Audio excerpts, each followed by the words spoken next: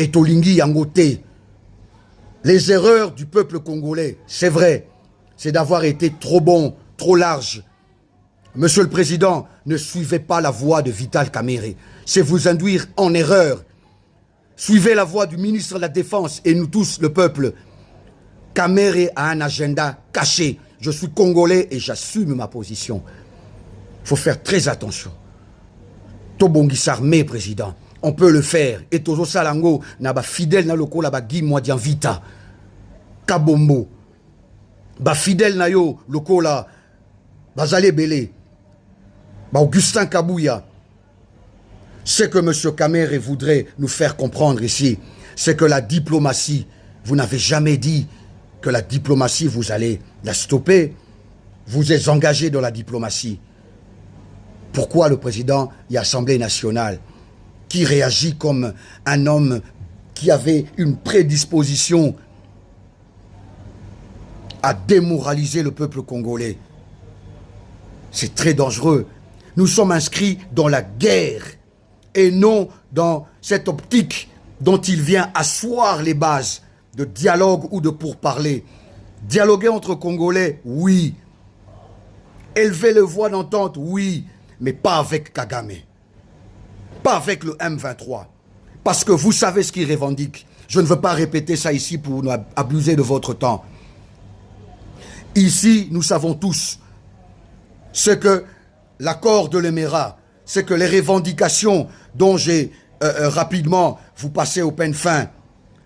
Le gouvernement accepte que le M23 nomme les administrateurs de territoire.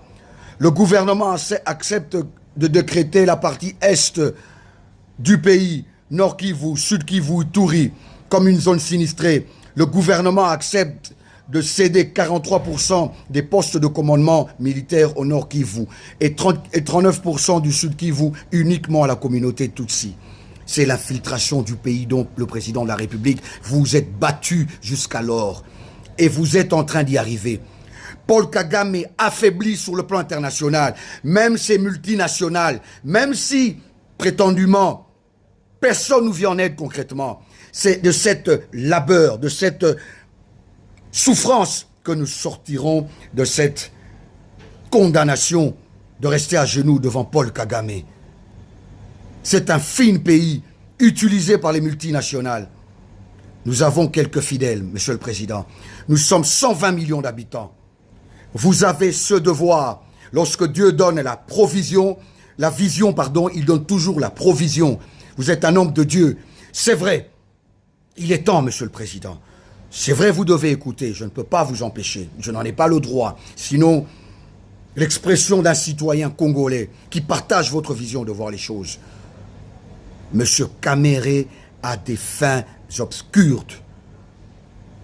Écoutez-le avec 6 oreilles, avec 5 ou 6 yeux, avec 5 cerveaux. Il va vous amener droit dans le mur.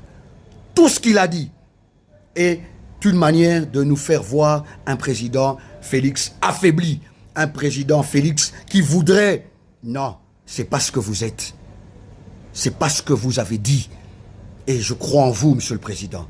Monsieur Kamerhe, allez jouer vos jeux ailleurs. Vous êtes à l'Assemblée nationale pour défendre la patrie, pour parler. Vous êtes un leader de l'Est. Vous n'avez rien dit alors qu'il y a eu des milliers de morts. Le génocide a été commis à Goma. Le ministre des Droits humains doit porter plainte contre Kagame parce qu'il a voulu exterminer le peuple congolais habitant la ville de Goma.